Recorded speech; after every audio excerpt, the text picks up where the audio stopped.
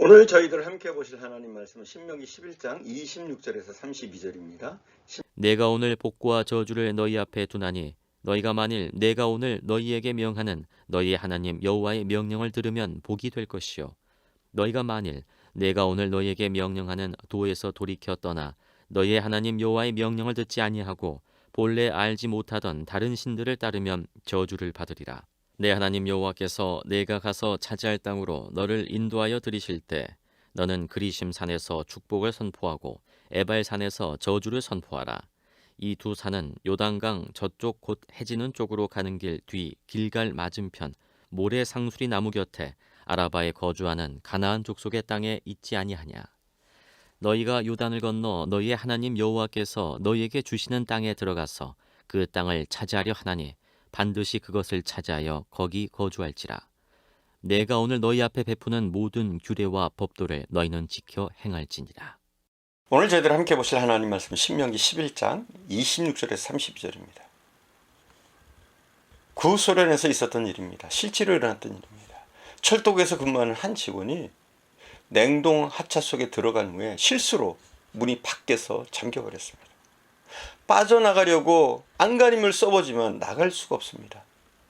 소리를 질러도 힘껏 두드려도 냉동 화차 속에 단단한 시설로 인해서 저는 문 밖에 있는 사람들은 들을 수가 없었습니다.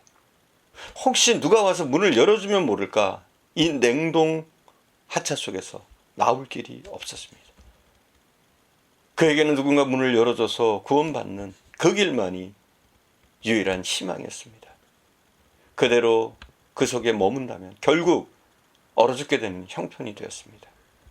시간이 갈수록 그 사람은 모든 희망을 포기하고 자포자기 상태에 빠지고 말았습니다. 드디어 몸이 저려오기 시작합니다. 다가오는 죽음을 앞두고 자기의 상태를 화차의 벽에다가 기록하기 시작합니다. 벽에 적어놓기를 이렇게 적어놨습니다. 점점 몸이 차가워진다. 그래도 기다리는 수밖에 없다. 나는 차츰 몸이 얼어옴을 느낀다. 나는 이제 정신이 몽롱해지고 있다. 아마도 이것이 나의 마지막일지도 모른다. 그렇게 벽에다가 적어놨어요.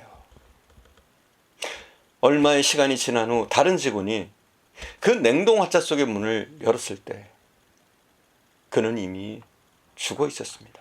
좀 당연한 일이죠. 그런데 놀라운 사실이 있습니다. 그 냉동 화차는 오래전부터 고장이 난 냉동 화차였던 거예요. 그래서 공기도 그 안에 충분했고 실내 온도도 그냥 쌀쌀한 온도 정도지 사람이 얼어 죽을 정도는 아니었다는 거예요. 그런데 이 직원이 얼어 죽었습니다. 사람은 자신이 생각하는 대로 모든 일이 진행되어 가는 겁니다. 생각만 잘해도 정신만 잘 차려도 잘 살 수가 있습니다.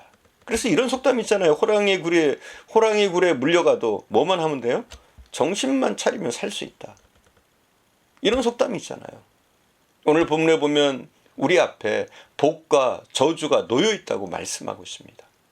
복과 저주는 우리 하기 나름이라는 말입니다. 저는 간절히 바라기를 여러분 모두가 복을 듬뿍 받아서 주체할 수 없을 정도 그런 복을 받는 그런 모습을 보고 싶습니다. 물질의 복이면 물질의 복, 건강의 복이면 건강의 복, 무엇보다도 믿음의 복을 가득 넘치게 받으시는 저와 여러분 되기를 축원합니다. 여러분이 그렇게 사모하는 축복은 하나님께로부터 온다고 성경은 여러 곳에서 말씀하고 있습니다. 하나님이 우리에게 복을 주십니다. 또 하나님은 우리에게 복을 주시기 원하십니다.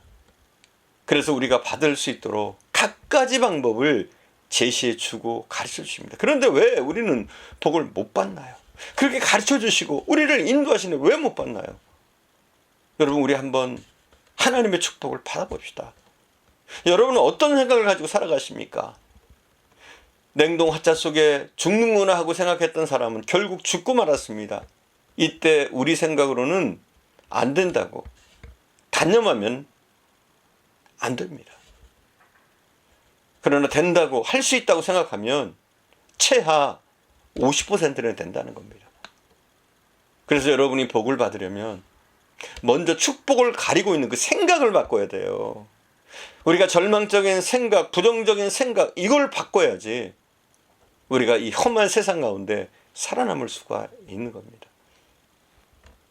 생각을 바꿔야 축복을 가린 베일을 벗길 수 있습니다. 대학에서 경영학을 전공한 한 젊은이가 친구와 함께 백화점에 취직했습니다. 이 젊은이는 성적이 좋았으니까 당당히 이곳에 취직했고 또 당연히 꽤 중요한 보직을 맡을 줄 알았습니다. 그런데 자기 친구와 함께 엘리베이터를 안내하는 안내직을 맡게 됐습니다. 친구는 크게 실망하고 그 자리에서 백화점을 그만두었습니다. 그러나 이 젊은이는 엘리베이터를 안내하는 안내원 역할을 하면서 고객과 쉽게 만날 수 있어서 그들의 구매 심리를 현장에서 파악할 수 있는 기회로, 이걸 기회로 생각한 거예요. 그래서 즐겁게 일을 열심히 했습니다. 하찮은 일이 아니라 바로 이 엘리베이터 일을 통해서 바로 고객과 가까이에서 그들의 구매 심리도 살펴볼 수 있는 기회다 여겼단 말이에요. 그러면서 많이 배워나갔습니다. 이 젊은이는 얼마 안 있어서 부서의 책임자가 되었고 나중에는 그 백화점의 최고 경영자가 되었습니다. 이 사람이 백화점 왕이라고 부르는 팬이라고 하는 사람인데 그는 말합니다. 신념과 인내는 성공의 계단이다. 여러분, 신념이 뭡니까? 우리가 확신을 갖는 거죠. 우리의 마음을 고쳐먹는 거예요. 그리고 내가 할 수 있다고 믿고 인내하는 거죠. 이처럼 우리는 생각만 잘해도 성공할 수 있습니다. 우리가 생각만 잘해도 우리의 생각의 구조만 바꿔도 우리에게 축복의 통로가 활짝 열려 있습니다. 우리의 생각을 내 생각에 맞추면 내일이 안 보입니다. 하나님의 뜻이 무엇인가? 하나님의 계획이 무엇인가? 우리는 이걸 살펴야 돼요. 우리 믿음의 사람들은. 하나님의 뜻보다 사람의 생각을 앞세우면 안 됩니다. 내 생각보다는 하나님의 뜻을 잘 헤아리는 저와 여러분 돼야 될 줄 믿습니다. 오늘 본문 신명기 11장 26절은 오늘날 복과 저주를 너희 앞에 두었다 말씀하고 있습니다. 참 공평하신 하나님이십니다. 어떻게 생각하면 복만 놔두셨다면 모두가 복받는 거 아니에요. 저주는 놔두지 않고 복만 놔뒀다면 모두 복받는 거잖아요. 물론 모두 복받으면 좋겠죠. 그러나 한편 생각해 봅시다. 복만 놔두면 복받을 사람이나 복을 안 받을 사람이나 다 복 속에 산다면 이 세상이 어디로 갈까요? 공평과 정의는 사라지는 겁니다. 그러나 하나님은 복과 저주를 함께 두어서 스스로 복과 저주를 선택할 수 있게 하셨습니다. 여러분, 생각을 바꿔서 이제부터는 오직 하나님을 의지하고 믿음으로 살겠다고 생각을 바꿔보십시오. 이것 자체가 축복으로 나가는 발걸음이 됩니다. 우리가 마음만 바꾸고 우리의 믿음의 내용을, 믿음의 방법을 긍정적으로 바꾸기만 해도 하나님이 우리에게 예비하신 그 축복을 가리고 있는 베일을 벗겨낼 수 있습니다. 그리고 하나님의 은혜를, 하나님의 축복을 받을 수가 있는 겁니다. 반면에 생각을 바꾸지 못하고 말씀을 거역하는 사람은 마태복음 3장 10절의 말씀처럼 이미 도끼가 나무 뿌리에 놓인 것 같은 심판이 기다리고 있는 겁니다. 27절에서 28절을 봉독하겠습니다. 너희가 만일 내가 오늘 너희에게 명하는 너희 하나님 여호와의 명령을 들으면 복이 될 것이요. 너희가 만일 내가 오늘 너희에게 명령하는 도에서 돌이켜 떠나 너희 하나님 여호와의 명령을 듣지 아니하고 본래 알지 못하는 다른 신들을 따르면 저주를 받으리라. 오늘 말씀을 살펴보면 축복과 저주의 선택이 바로 우리에게 있습니다.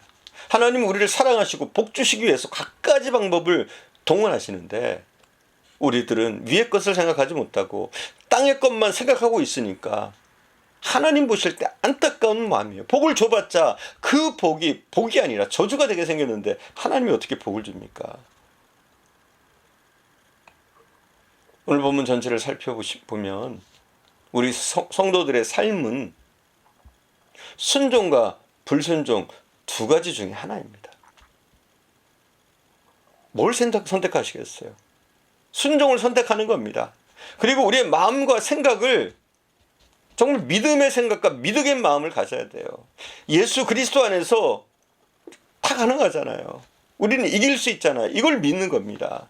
우리의 생각의 이 방향만 좀 전환시켜도 우리는 하나님이 예비해 놓으신 축복을 받을 수 있는 줄 믿습니다. 기도하겠습니다. 사랑하는 주님, 이 시간 우리가 우리의 생각을 바꿀 수 있도록 은혜를 내려주옵소서. 우리 속에 있는 부정적인 생각, 부정적인 이미지, 불신앙, 순종치 못함, 이 모든 부정한 것들을 우리가 다 던져버리게 하시고 이제는 하나님의 말씀에 철저히 순종하며 나의 생각, 나의 뜻이 아니라 하나님의 뜻이 무엇인지, 하나님이 기뻐하시는 것이 무엇인지, 하나님이 나로 걷게 하시는 길이 무엇인지를 깨닫게 하옵소서. 하나님 우리에게 복 주시길 원하시는 줄 믿습니다. 바로 축복과 저주가 우리 하기 나름인 줄 믿습니다. 사랑하는 주님, 연약한 저희들 더 이상 불순종함으로 저주를 택하지 않도록 인도하옵소서. 오직 하나님을 순종함으로 하나님의 뜻대로 믿음의 행동을 함으로 우리가 축복을 얻을 수 있는, 풍성히 누릴 수 있는 그런 축복의 사람이 다 되어지게 하옵소서. 오늘도 함께 하심을 감사드리며 우리 구주 예수님의 이름으로 기도드립니다. 아멘.